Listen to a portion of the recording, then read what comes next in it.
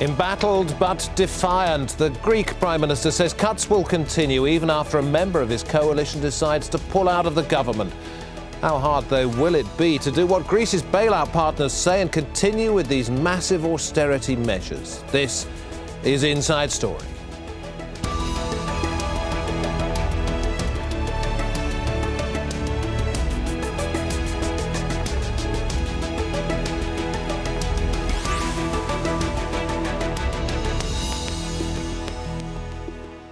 Welcome to the programme with me, David Foster. The smallest party in Greece's ruling coalition's pulled out of the government after a dispute over the closure of the state broadcaster.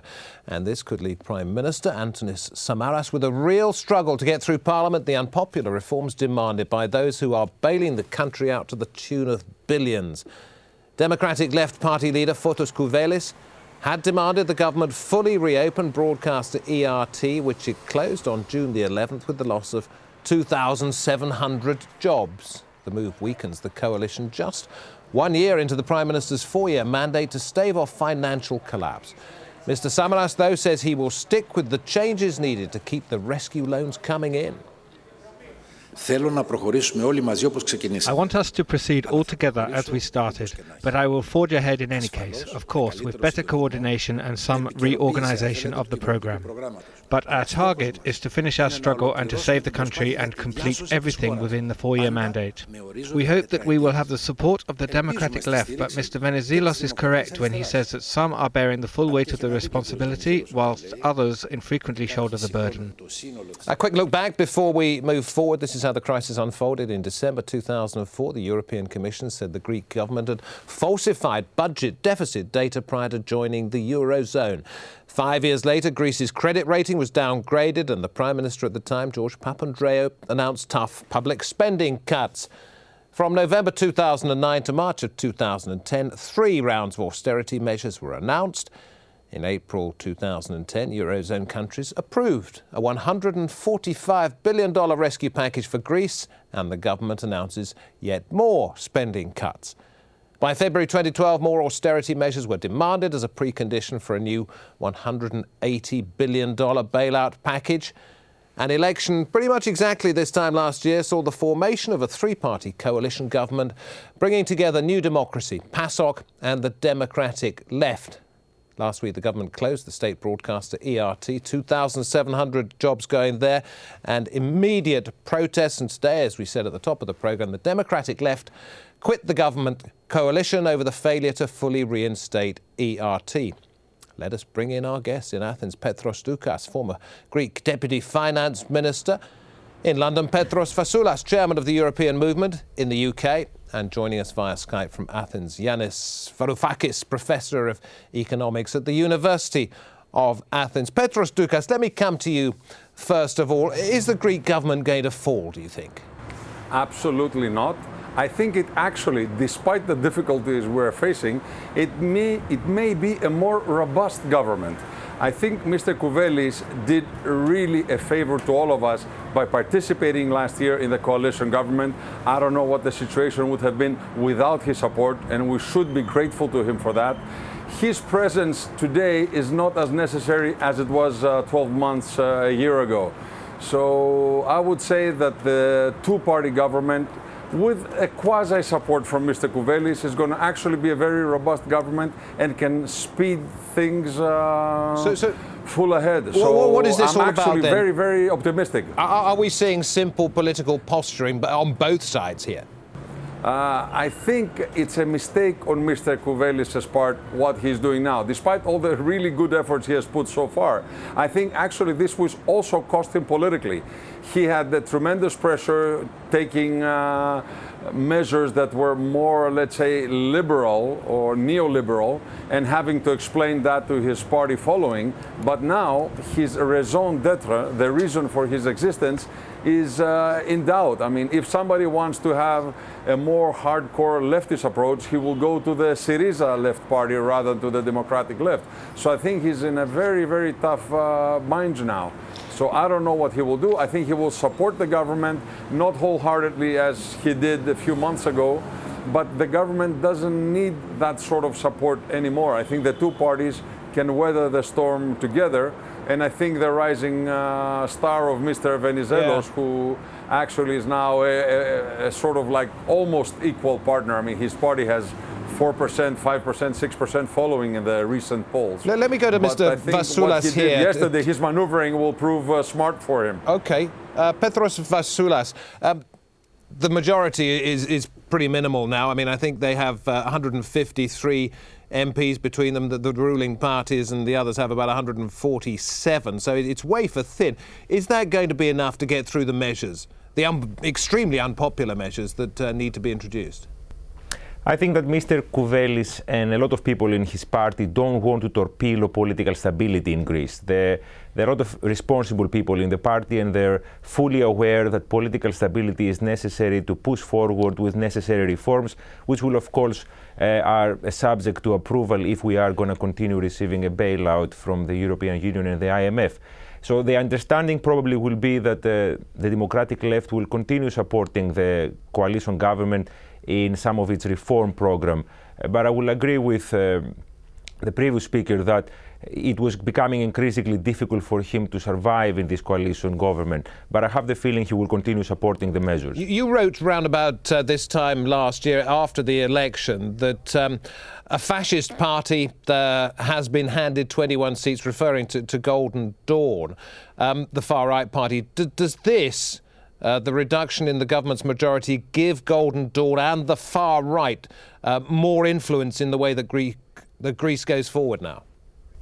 Well, there is already a lot of effort on the behalf of the New Democracy Conservative Party, especially to placate to some extent the people that voted for the Golden Dawn. And there are a lot of measures in pipeline that are addressed intentionally to, in a way, compromise the influence they have. So there is a movement on the side of the Conservative Party towards the right. Whether the influence that the fascist party has on political developments will depend to a large extent also on how the socialists play this, because obviously they have the intention of remaining at the core of decision making, and the more they push New Democracy to the right, the more they can occupy the center of the debate. But I certainly hope Mr. Samaras will not be tempted to give more ground to the fascist far-right party, because that is a huge danger. Greek democracy as a whole, all political parties must confront fascist elements on the political spectrum and try to marginalize them as much as possible. Yanis Varoufakis, I want to ask you about the efficacy of these cuts and the measures the Greek government has brought in, one of which is to sell off state assets, trying to raise, I think it's something like 11 billion by the end of 2016, 25 billion, these are euros, by 2020. Among the things for sale, the harbour where the Colossus of Rhodes was once, a palace in Corfu, the embassy in London, millions and millions of dollars trying to be raised this way. And yet we've recently seen the collapse of a massive deal with Gazprom, pulled out of a deal to buy a gas company in Greece. They're not really proving that popular, are they, these deals? It's not working, the sell-off. This is the fate of a social economy in a state of wholesale implosion, a debt deflationary crisis. When a representative of Gazprom actually put it very nicely. He said, even if we were to agree with the Greek government that this particular company is worth 800 million today, how much is it going to be worth next year or in 2 years' time, when you have a vicious internal deflationary process, where something that is worth 10 today is going to be worth 5 next year? Who would want to invest in that kind of economy? Which leads you to the train of thought that people normally buy as an investment, and nobody's buying into Greece because they don't see the economy getting better. But the economy is getting far, far worse. And look, let us make no mistake. The political crisis we have now in government, in the corridors of power, is a mere reflection of two things. Firstly, the deteriorating economy, and secondly, of the great expectations that this government foolishly cultivated over the last few months. You may have heard the fairy tale of Greek recovery and the Greek success story. Now, it is quite clear to Mr. Samaras, the Prime Minister, that in the next 4 or 5 months, especially after the federal election in Germany, people will realize that there was nothing but hot air in this Greek success story. So he has precipitated government crisis in order to reinforce himself before the truth is revealed. Well, let me go back to Petros Doukas, former Deputy Finance Minister. Mr. Doukas, that was, I believe, in the early 90s, and you warned of an impending crisis several years before it hit home, yeah? 2004, 5, 6 and 7 and 2008, I said to our cabinet that the things that we're going to be facing were going to be something of an equivalent of a tsunami financially, and that would have to take measures from 2004.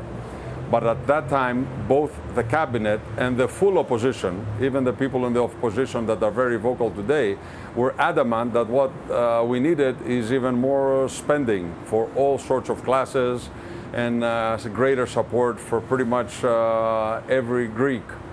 And I said, this is not sustainable and we have to do something radical today. Let me clear something up, if I may, I was a minority of one, and including the press, your colleagues, they were all happy ever after. Were you part of the team that were cooking the Greek books, trying to make it look as though the country had enough money to join the euro, or were you warning about that as well?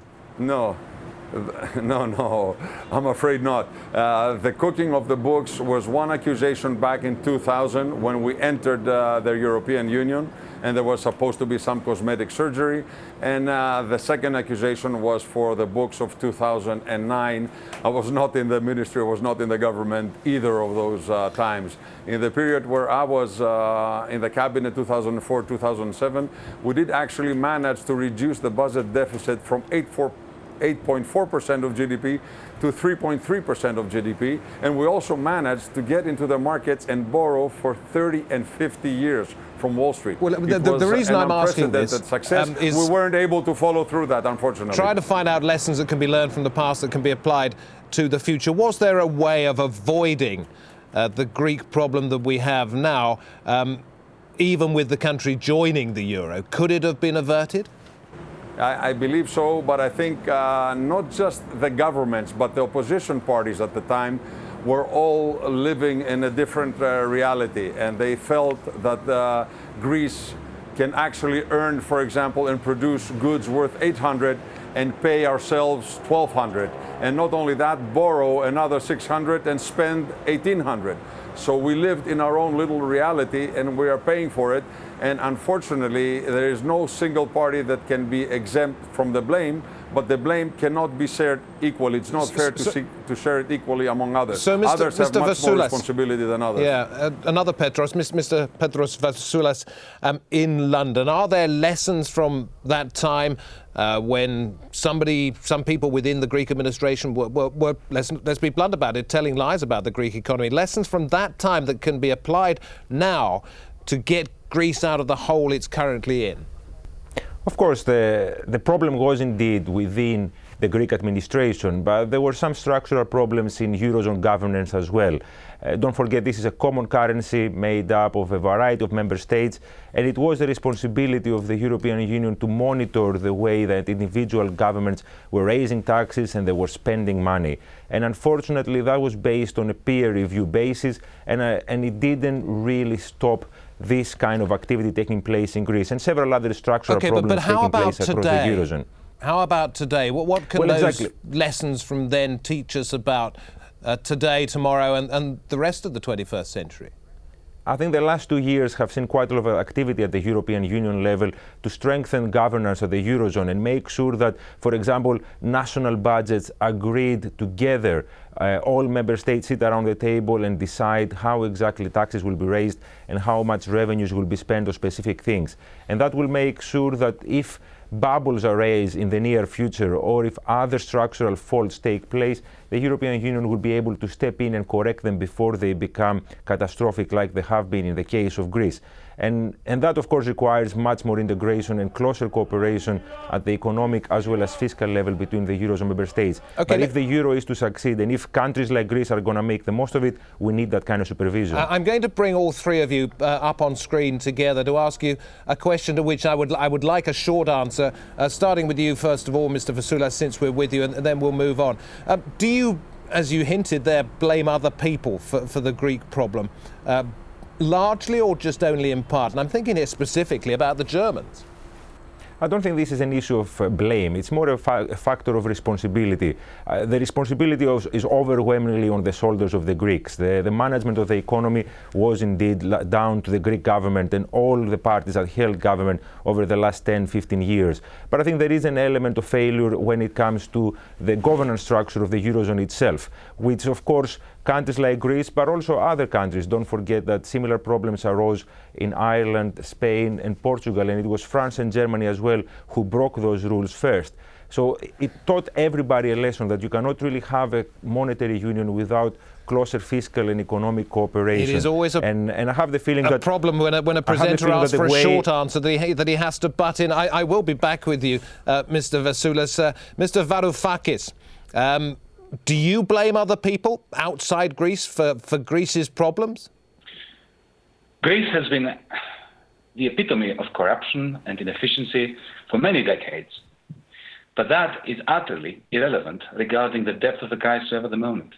If Greece was not in the euro, we would have had a relatively mild recession for a couple of years. And now you wouldn't be having this problem. The reason why we are in the state that we are at, in other words, a tailspin that is never ending, is that we're part of a Eurozone. This is not blaming other people. This is an architectural statement that was not constructed in order to sustain the major earthquake in the financial world in 2008. And it started fragmenting and it started disintegrating. And of course, the most corrupt and inefficient part of that edifice is the one that's suffering the most, and that is Greece. Well, we've had an earthquake from you. We had a tsunami from Mr. Doukas. We will go back to him now. If other countries are to blame, if the European bloc is to blame to a lesser or greater extent, how can those lessons be learned and used in the future to prevent something like this causing either Greece to implode and leave the euro, or for the Eurozone to have no real future at all? I'm one of the few that believe the first blame is on us. I'm the last to start blaming others for our problems, or even the euro for our problems. The euro was a great opportunity for us, which we blew completely. It allowed us to have lower interest rates, to be able to invest rather to go on vacation. We didn't do that. We went on vacation. Our political system is based on a lot of patronage. It needs to change as soon as possible. We need to move towards a presidential democracy that won't allow people to get elected more than 4 times. I get this from a personal point of view, but there are millions of people in your country who do blame outsiders. There is an increasing xenophobia within Greece, fueled by Golden Dawn and other parties. And social unrest is probably going to continue and quite possibly, in the eyes of many commentators, get worse. Social unrest has subsided by 80% over the last 4 months. I mean, the Greek people realize that we have to find the solutions, and we may feel more comfortable blaming on somebody else. It's human to blame somebody else, but they know that that doesn't lead anywhere. You know, demonizing the Germans won't win us anything. What the Germans need to realize now is that we cannot pay back all that debt, and they need to come up with a very, very generous haircut of this intra-country loans they have provided to us. So one thing that we can discuss is whether Greece can repay back the rest of the loans, because there was a haircut 2 years ago. My feeling is that still the remaining loans we cannot pay back. So if we need a favor, not a favor actually, if we need to settle something, is to actually cut tremendous amounts from that debt. I don't want to get into how much we need to cut ahead of the German elections, because that has to do a lot with party politics in Germany. But it's something that needs to be addressed as soon as possible. It is a wonderful, pay back all that debt. Wonderful euphemism, isn't it? A haircut, which basically means, you know, if I lend you a euro, I get back 20 cents or something like that. It's defaulting on a debt to a large extent. So let's go to Mr. Fassoulas and ask if you agree with the previous speaker, and if so, whether you think the IMF and the European Union, the two principal lenders to Greece, will renegotiate terms. Well, I certainly agree with what Petros said. The perception that being inside the euro has made things worse doesn't hold water. I think outside of the single currency, Greece will be facing exactly the same problems. And having our own currency and devaluing it wouldn't have made any difference whatsoever. We shouldn't also forget the generosity that our partners have shown in providing Greece with liquidity, because Greece's case was liquidity as much as insolvency. As far as the future is concerned and future signs of solidarity and generosity from the side of Germans, I think there is an element of fatigue across the Eurozone and the EU with the Greek situation. The head of the Eurogroup put it quite colorfully the other day when he said that he's looking forward to a summer when he won't have to deal with the Greek problem. There is indeed that sense that this is taking far too long. But there is also a realization that the expectations put upon the Greek economy are too big. There is a realization that austerity alone will not solve the problem of Greece. The problem of Greece is growth and requires investment. And I think in that respect, there are signals that show that they can maybe relax a little bit the process of reform imposed upon Greece. Okay, but for that to happen, I think Greeks will have to do their homework as well. As we come towards the end of this Inside Story, let's take a little look ahead to what we could expect in the weeks to come. Senior Eurozone officials and the IMF, one of the lenders, are playing down concerns now that Greece could run out of money, saying there's still time to sort things out. So what does the government need to do? Well, there's going to be an inspection visit to Greece by the European Union and the IMF fund that needs to be finished as planned in July. And some of the other things that the lenders want Greece to do: cut 150,000 public sector jobs, slash public sector salaries by 15%, cut the minimum wage by 22%, raise retirement from 61 to 65, and cut more than $1.33 billion from health spending. Yanis Varoufakis, with all of that needed by the lenders, the people to whom Greece owes all of this money, it doesn't seem like there will be an end to austerity anytime soon. No, they won't. But austerity now is simply a means by which to perpetuate and deepen the crisis. It's not just that it is not helping, it is poisoning any chances there are for the Eurozone as a whole to get out of the hole that it has dug for itself. But let me just make one point, because it has to be made. When I hear Mr. Doukas say that it was our fault and it was Greece's responsibility to survive within the Eurozone, I have 2 points to make. Firstly, it's a bit rich coming from one of those ministers who served as a member of the government under whose watch spending and debt ballooned. And secondly, let's take Spain, which had lower deficit, lower debt than Germany, and a highly efficient export sector. The fact that Spain is also insolvent and its banking sector is in tatters is absolute proof that the problem we're facing now is a systemic one, a Eurozone-wide systemic crisis, and the longer we stick to austerity, the longer we are falling victims to denial about the systematic nature of the crisis that we're facing. Okay, so final word to Mr. Doukas on that. This is a problem that will not go away. It will keep coming back time and time again.